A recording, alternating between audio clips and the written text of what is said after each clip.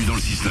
6h, 9h30, tous les matins sur Énergie. Et on est en direct de Tignes toute cette semaine jusqu'à 9h30. Vous voulez nous rejoindre, n'hésitez pas. Un mail, manu@energie.com et on vous explique comment venir. Il y a Matt Simons qui arrive juste après les infos.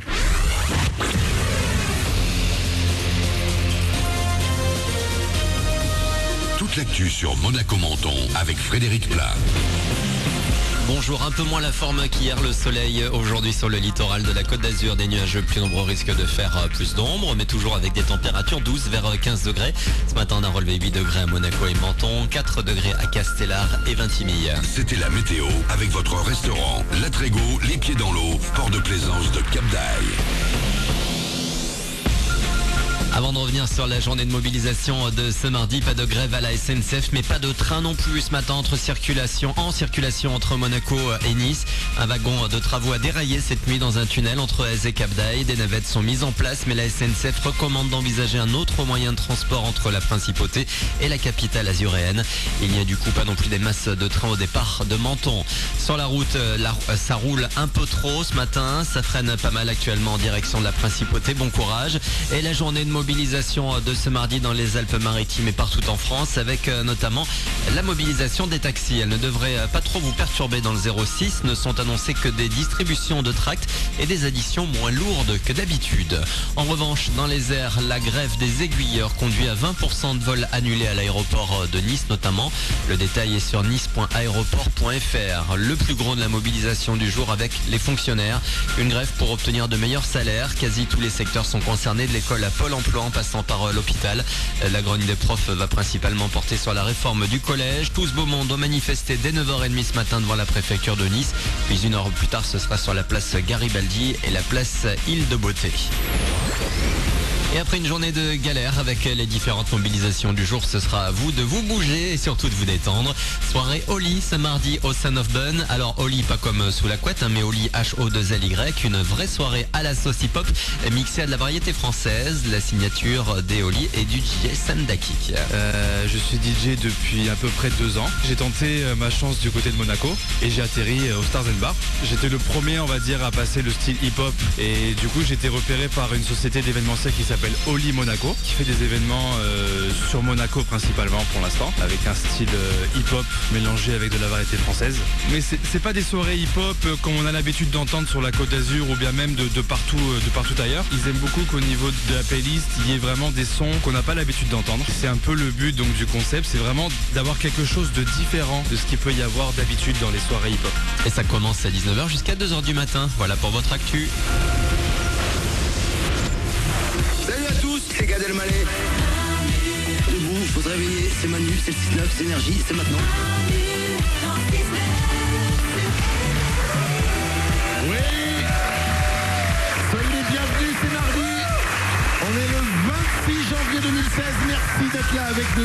On est en direct de Tignes et comme vous l'entendez, on est en public. Vous pouvez venir avec nous aussi. Il suffit de nous envoyer un mail. C'est manu@energie.com. On vous explique comment venir tous les jours de cette semaine. On est là entre 6h et 9h30 avec vous.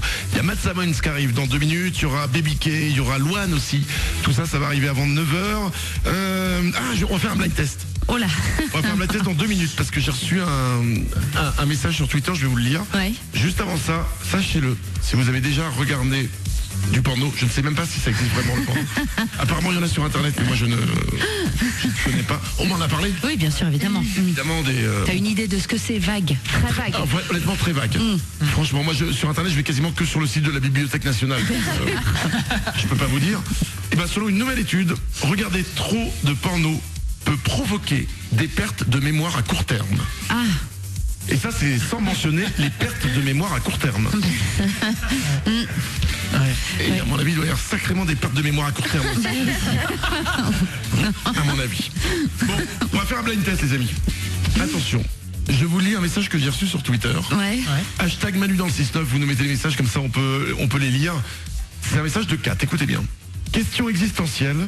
On écoutait quoi sur Énergie à la même période, il y a 30 ans en arrière? Waouh. Question de Kat. D'accord.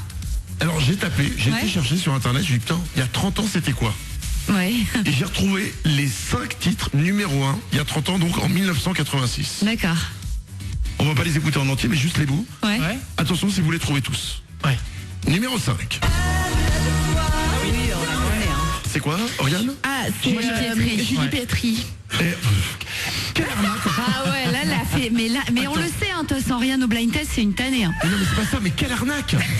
Oriane, vous l'avez vu le public? Ouais. Elle a levé la main, on est d'accord. Elle a dit je sais. J'envoie ça. Elle lève la main, elle fait je l'ai. Je dis Oriane, c'est quoi? Et là elle fait ah oui, je sais, c'est. Lève pas la main si tu l'as pas, Je la arnaque. confonds avec Diane Tell, putain. Continue. C'était Julie Pietri. Lève-toi, numéro 5 en 1986. Numéro 4. Oui, c'est Elsa. Tu t'en rappelles? Ouais, c'était un truc, c'était une chanson d'un film, je crois. T'en vas pas, Elsa, et c'était un film. C'était Star Wars. Non. C'est en fait, c'est Chewbacca à un moment, il s'en va. Et là, il y a Luke Skywalker, il a un petit peu les boules et il chante. Parce qu'en fait, il faut savoir que Luke Skywalker, c'est un gros froussard. Et il aime pas dormir seul dans le noir. Et il chante pour Chewbacca.